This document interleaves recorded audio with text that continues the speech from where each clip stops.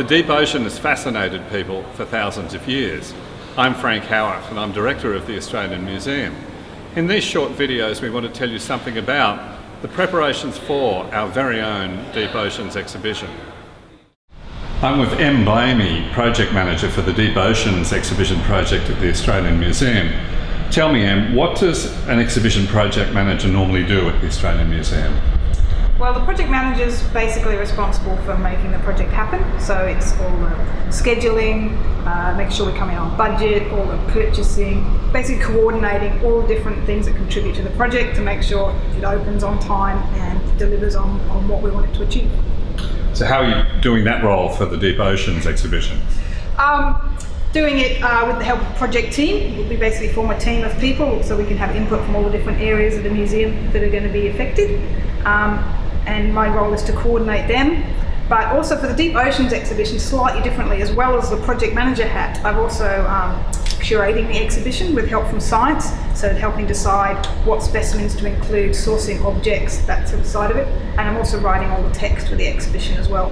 So lots of different hats on, but it means I'm really involved and really enjoying the process because I'm learning as I go so much every day.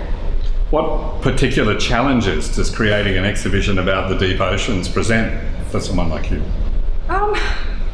Some of the challenges are good challenges to have. One thing is there's so many fascinating stories. Every time you read something else, you find out something more. So one of the challenges is actually narrowing it down to what you can actually include and how much information you can expect people to take in while they're visiting an exhibition.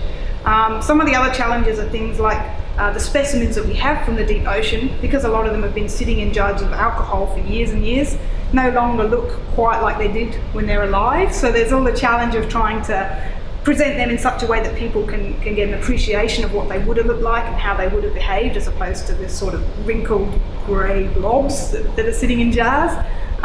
So there's a mixture. Okay, and what sort of messages do you think people should take away from the exhibition, or would you like them to take away when they see it?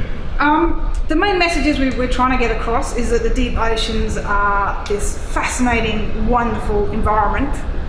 They basically cover 70% of our planet, but very, very little of them has been explored. So we want people to get an appreciation for the deep ocean as this wondrous, fascinating environment.